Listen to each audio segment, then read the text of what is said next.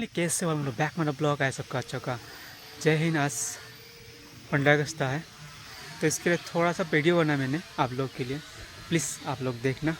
तो ये मेरे घर के सामने इंडिया फ्लैग, यही हम लोग का शान है, जहान है, यही है और कुछ भी नहीं है। फिर से बोल रहा हूँ जय हिंद। तो आज 15 अगस्त तक कहीं नहीं गया, मैं थोड़ा स्कूल गया था, तो आंगनबाड़ी स्कूल गया था, वहीं पर थोड़ा बहुत वीडियो बनाया मैंने। तो आप लोग प्लीज़ को देखिए, लाइक कमेंट जो भी करना है करिए। बहुत दिन का बाद आया फिर ब्लॉग लेके। आई होप आप लोग को देख के अच्छा लगेगा। चलिए आप लोग देखिए। वो एटलीस्ट आके पहुंच चुका हूँ। ये है हो गया अंगनबाड़ी स्कूल, हम लोग का पब्लिक स्कूल बोलता है इसको, दोनों भी एक ही साथ में है। तो फिलहाल आ चुका हूँ। यहाँ पर देख सकते कितना स्टूडेंट भरा हुआ है, मास्टर भी है, सर लोग भी है, मैडम भी है यहाँ पर। तो देख सकते हैं ये रहा इंडिया फ्लैग। आप लोग हम लोग का शान जहां जो भी है अभी इसको खोलेगा, तो आप लोग देखते रहिएगा किस तरह खोलते हैं हम लोग का सर मैडम लोग। चलिए। আৰু আমাৰ গৌৰৱবন্ধা মৰমৰ ছাত্ৰ ছাত্ৰীসকল, আমি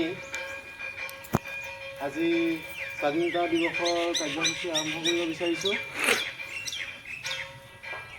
স্বাধীনতা দিৱসৰ কাৰ্যসূচী আজি প্ৰথম কাৰ্যসূচী হ'ল আমাৰ পতাকা উত্তোলন।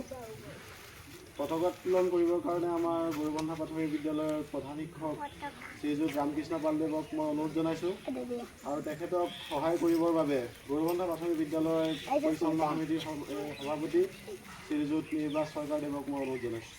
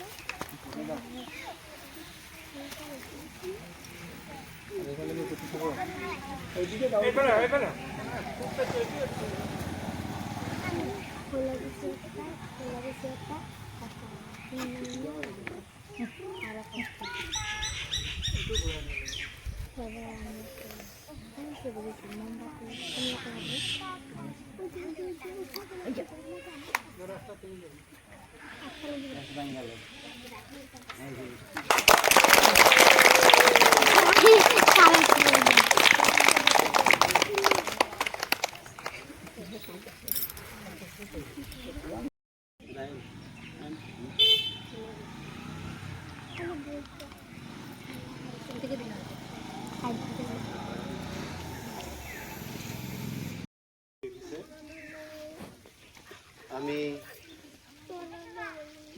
গৌৰৱান্বিত সকলোৱে যে আজিৰ দিনটোতে আমাৰ 1947 চনৰ আজিৰ দিনটোতে ভাৰত স্বাধীন হৈছিল। আমি সকলোৱে স্বাধীন দেশৰ একোগৰাকী নাগৰিক। ইয়াৰ পিছত আমি আজিৰ দিনটো উদযাপন কৰিব বিচাৰিছোঁ। আমি ৰাষ্ট্ৰীয় পতাকাৰ তলত সকলোৱে একত্ৰিত হৈ ৰাষ্ট্ৰীয় সংগীত আমি পৰিৱেশন কৰিব বিচাৰিছোঁ। সকলোকে আমি ৰাষ্ট্ৰীয় সংগীত পৰিৱেশন কৰিবলৈ অনুৰোধ জনালোঁ আৰু সকলোৰে সহায় সহযোগিতা কামনা কৰিলোঁ। সাৱধান, বিশ্ৰাম,